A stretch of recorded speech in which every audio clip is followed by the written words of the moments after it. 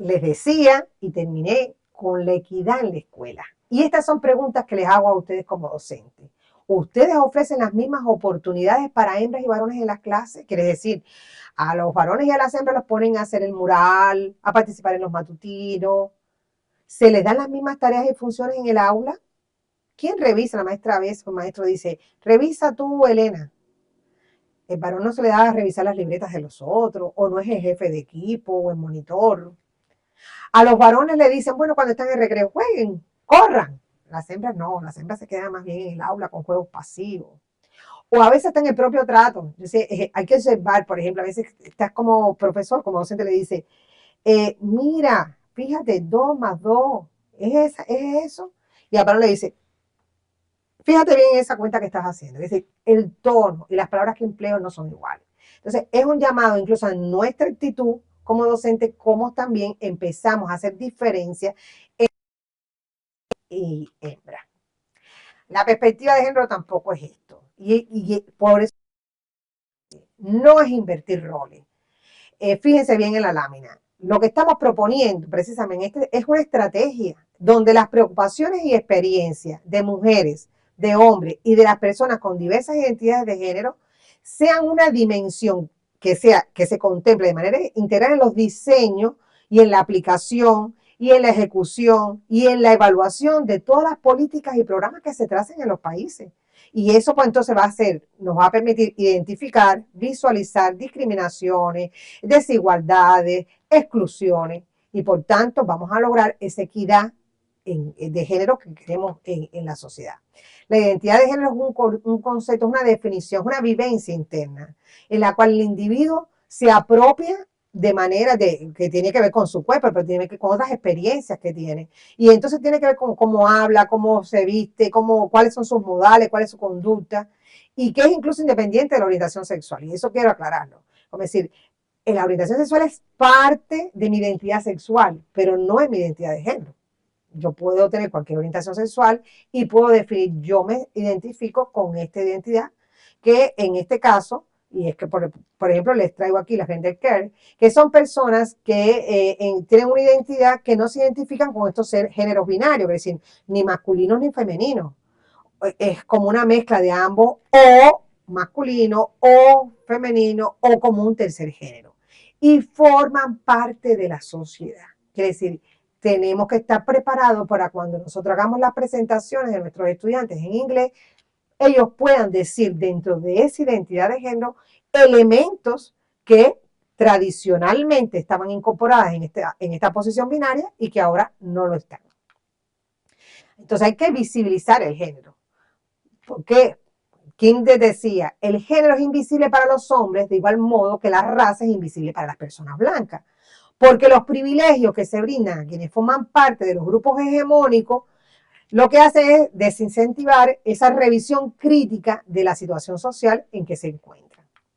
Entonces, la identidad sexual es precisamente ese marco de referencia que toma esos 4 elementos. Quiere decir, es el sexo, es el género, es mi expresión de género y también mi orientación sexual. Todo ello es mi identidad sexual. Y que, por supuesto, es subjetiva. Cada cual se apropia de ella. Ahora, ¿cómo lograr la equidad?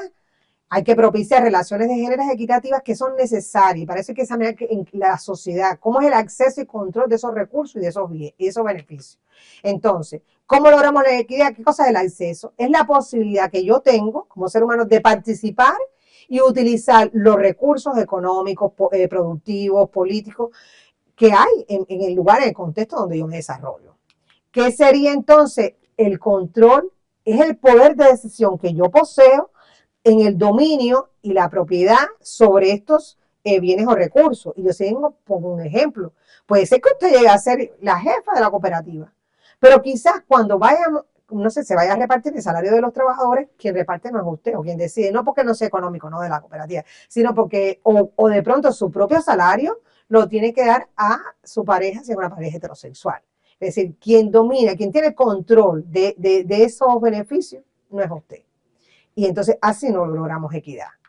¿Por qué? Porque también se logra equidad con los beneficios que yo tengo de estas retribuciones económicas, sociales o psicológicas. ¿Qué decir? Yo puedo y debo tener tiempo para emplear mi tiempo en qué.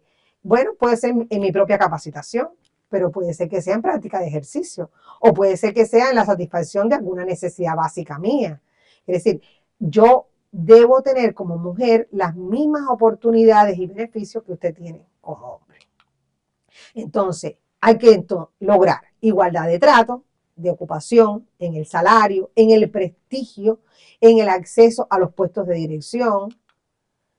Y hay una palabra que estamos utilizando mucho que tiene que ver con el empoderamiento. Quiere decir, es necesariamente que haber un proceso de cambio en el cual los derechos de todas las personas sean reconocidas. ¿Para qué? Para aumentar el acceso al poder, desde un reconocimiento de esa diversidad de géneros que existe. Quiere decir, no hayan limitaciones con relación a eso. Y los beneficios en cuanto a la igualdad, vamos a poner algunos ejemplos. ¿Qué es lo que hemos visto en la práctica? Que cuando hay mujeres que están en tomas de decisiones, en posiciones de poder, se ha visto que hay menos gastos en defensa y sin embargo hay mayor gasto en lo que tiene que ver con el presupuesto social. Hay una reducción en el 30% de la pobreza extrema y hay una mayor cobertura en cuanto a la atención infantil. Hay otros beneficios que tienen que ver, por ejemplo, los abastecimientos de agua potable, que se ha demostrado que las mujeres se interesan por estos temas. Hay beneficios en cuanto al sector agrícola, hay un porciento elevado. La FAO dice que incluso aumentarían los niveles de producción del alimento. Hay beneficios con relación al crecimiento económico en los países. Esos son estudios que se han hecho en varias universidades. Hay beneficio en cuanto al trato. Se ha demostrado que los niños tienen un desarrollo cognitivo mucho mayor cuando tienen relaciones afectivas de apego importantes en los primeros, sobre todo, meses de vida. Incluso que hay mayor creatividad, que hay mejor comportamiento de los infantes. Hay un impacto positivo en cuanto de los primeros meses de vida y el desarrollo evolutivo de ese ser humano.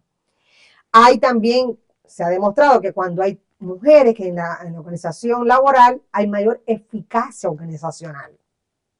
Por tanto, la igualdad de género es más que un objetivo en sí mismo.